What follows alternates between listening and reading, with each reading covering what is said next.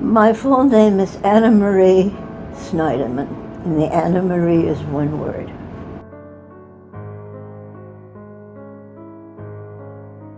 One of the SS men just told my father to get the buckets of water and soap and scrub the sidewalk in front of our building.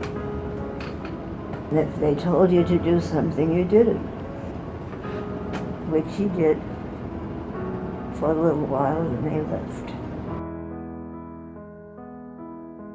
They had transports out for children, primarily Jewish children, children who wanted to leave and whose parents were not able at that point to leave. And I got on one of those. They were called Kindertransports, which means children's transport. And I didn't really know where I was going or what was going to happen, but they pulled us on a train and they took us, didn't take us, they had us get off someplace, I don't know where, someplace in Germany. You know, Germany and Austria bordered on each other, okay. And then there was like a market. There were various people who wanted a child who came and looked at all the children and decided to keep one. However, you could, or at least I could, say no if you didn't want to go to those particular people. They had sort of a mass camp for all the kids. It was actually meant as a summer camp for tourists or for people who wanted to travel. But it was vacant because this was December. Anyway, it was the middle of winter. It was cold. And that's where they put us there, and they let it be known somehow, I guess, from the newspaper or radio or something, that we were there and available for adoption. And so people just came flocking in. The British were very kind, very nice to us. And anybody who was interested in temporarily adopting a child, it was meant to be temporary because eventually our parents were supposed to pick us up, and mine did. Anyway, so those people then went to the camp and picked their child. They went by gender and by age and by how much or how little English they could speak. And I don't know what other criteria they had, but they went by that. And so I got picked up by this very nice family, English family. I'm trying to think. They had two daughters, Pat and Audrey. And Pat was my age. And they put Pat and me in the same huge bed. And I don't remember whether Pat got the measles or not. But anyway, I got over it pretty fast. And we got along very well, and we talked and talked and talked in two languages. And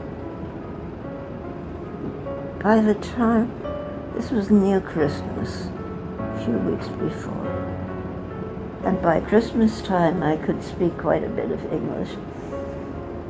And I did not want to leave. The family wanted to keep me, and I wanted to stay.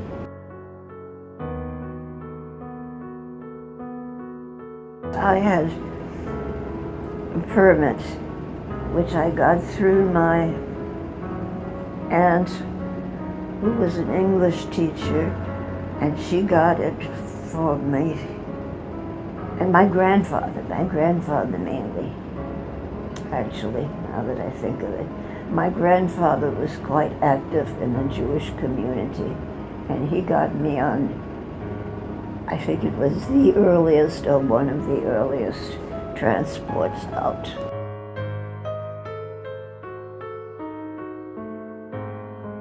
Because you had to have an affidavit, except for an affidavit is and a visa. A visa is what you got from the government that you were going to, which in my case would be the British government. That wasn't hard to get. But an affidavit was permission to leave the country. This was under Hitler, okay? So you couldn't just get up and leave. So my grandfather did manage to get me the affidavit, and the United States gave me a visa. We had a few caregivers, I guess you'd call them, who were English. There was no limit on where the English people could go. It was just the Germans or Austrians. I mean, he was glad to get rid of the Jews. So that wasn't really difficult. The difficult part was being moved so much. For me, the difficult part. As soon as I settled somewhere and I got acquainted and felt good, they moved me. However, that only lasted for, I would say, a year or maybe a year and a quarter.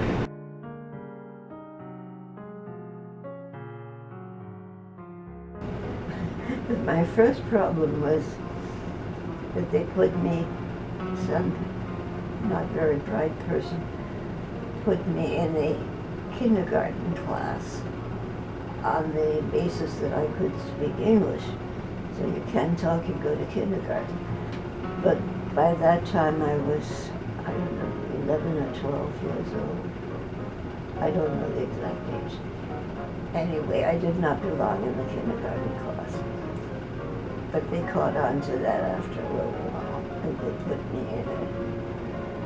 in the proper grade. So anyway, I was in that school for a while, and I really wanted to stay there because I was very happy there, and I had made friends, and everybody was nice. But my grandfather, back in Vienna, had already, and my aunt, the one who was an English teacher, and knew people there, had already made arrangements for me to go to this boarding school. And I had no way of getting out of that. I mean, the people I was staying with and very happy with were just felt that they shouldn't interfere in that situation if it had been prearranged by my parents, who of course didn't have the faintest idea that I didn't want to leave. Anyhow, I got taken to the school where my aunt had made the original arrangements. And so I ended up there eventually. I was happy there too. I guess I was happy. And everybody was very nice. I did not like the food. English, I don't know how English cuisine is these days, but in those days, English cuisine was not the greatest. And I had been used to, Viennese cuisine, which was very good. I remember hiding some of the food that I really didn't want under the potato peelings. And I don't know if I fooled anybody or not, but anyway, nobody said anything. It worked out all right.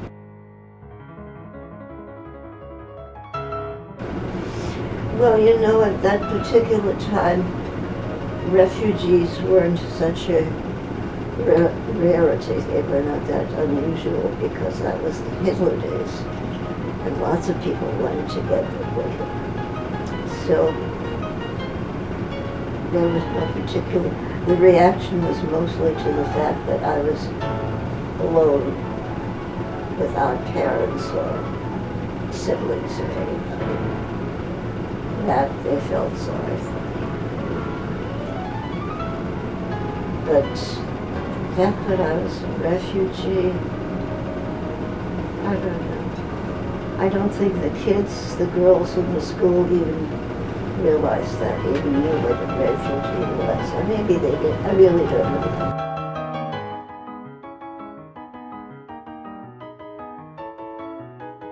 When my parents were able to get out of Vienna,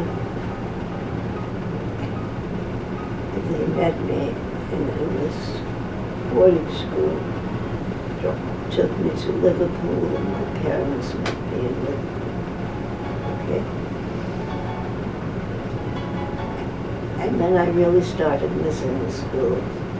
That was hard on my parents for a while because I was supposed to be really happy to be reunited with them. And in a sense I was, but I was an only child. And I missed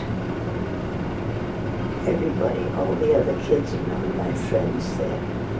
So I wasn't all that happy in the beginning. And then from there we moved to Boston because there were some, oh, it gets so complicated with all these affidavits and visas. I don't want to go into detail. But there were some people that my parents knew it were in Boston. Well, they had their visas to go to England, and Hitler didn't mind getting rid of Jews. That was okay. So getting out wasn't really hard as soon as they had their visas, whatever days or whatever it was. And they were not allowed to take any money. No money at all. So there were two choices. You could either try to sneak your money out, which was very dangerous because they would search people at random, not everybody, you know, but just random. And if they found you with money, you were in big trouble. So my parents only took, I think there was a certain amount allowed, I think it was $10 that you could take with you. So that was all they had. $10 between them, not $10 each.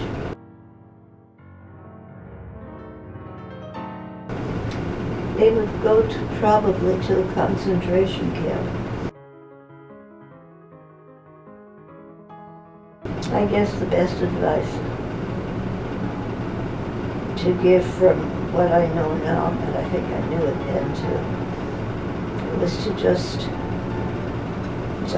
go along with them and their culture until you become acclimated and know what you want. And that's what I did.